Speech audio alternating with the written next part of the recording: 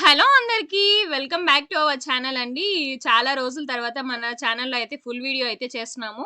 ఈరోజు మన ఛానల్‌లో స్పెషల్ ఏంటో అప్పుడే తెలిసిపోయింది కదా మీ అందరికీ. ఫిష్ ఫ్రై చాలా అంటే చాలా టేస్టీగా ఉంటుంది. నా స్టైల్‌లో ఎలా చేసుకోవాలో అయితే చూసేద్దాం. ఫస్ట్‌గా అయితే ఫిష్ మసాలా అండి. నేనైతే ఫిష్ మసాలా ఎక్కువ తీసుకుంటున్నాను నేనిక్కడ. అందులోకి సరిపడా కారం, పసుపు పొడి, ఇంకా ధనియాల పొడి ఒక టేబుల్ స్పూన్, టేస్ట్‌కి తగినంత సాల్ట్, ఇంకా 4-5 టేబుల్ స్పూన్స్ కార్న్ ఫ్లోర్ అయితే యాడ్ చేసుకోవాలి. అండ్ కొద్దిగా ఆయిల్ వేసేసుకునేసి ఇప్పుడైతే మనము హాఫ్ లెమన్ అండి. హాఫ్ లెమన్ బాగా పిండేసుకోవాలి దాంట్లోకి. ఇప్పుడు మొత్తం అంతా గూడా బాగా అయితే కలిపేసుకోవాలి. మధ్య మధ్యలో కొద్ది కొద్దిగా వాటర్ యాడ్ చేసుకుంటూ థిక్ పేస్ట్‌లా అయితే చేసుకోవాలి. మరీ ఎక్కువ పలుచగా అయితే చేసేసుకోకూడదు. ఇక్కడ నేను చూపిస్తున్నాను గదా అండీ! ఇలా అయితే చేసేసుకోవాలి పేస్ట్‌లా.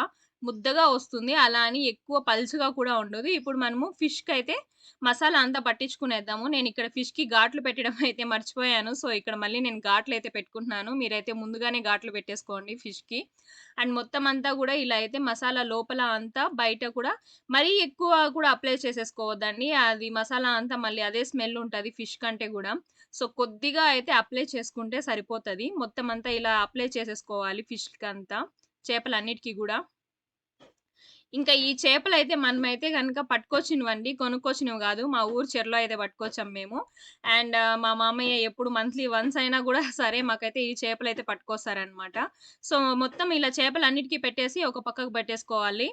అండ్ ఇప్పుడు పాన్‌లోకి కొద్దిగా ఆయిల్ వేసేసుకునేసి, మనం ముందుగానే మసాలా పట్టించి పక్కకు పెట్టుకున్న చేపలనైతే ఈ ఆయిల్‌లోకి వేసేసుకునేసి, ఎక్కువ హై ఫ్లేమ్‌లో కాకుండా మీడియం ఫ్లేమ్‌లో అయితే పెట్టుకొనైతే వేయించుకోవాలండి దోరగా.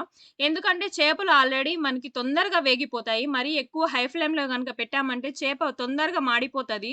టేస్ట్ అంత బాగా గూడా రాదు. మసాలా అంతా కూడా అదొక రకమైన స్మెల్లొచ్చేస్తది. సో, ఇలా మీడియం ఫ్లేమ్‌లో అయితే పెట్టి కాల్చుకున్నారంటే ఫిష్ అయితే చాలా బాగా కుక్ అవుతది. అండ్ చాలా టేస్టీగా గూడా వస్తది. అండ్ మేమైతే గనుక ఆఫ్టర్ 2 మంత్స్ తర్వాతయితే ఈ ఫిష్ ఫ్రై అయితే చేసుకుంటున్నాం. చాలా రోజులైతే గ్యాప్ వచ్చేసింది మాకు గూడా. అండ్ మీలో ఎంతమందికి ఫిష్ ఫ్రై అంటే ఎక్కువ ఇష్టమో కామెంట్ జేయండి.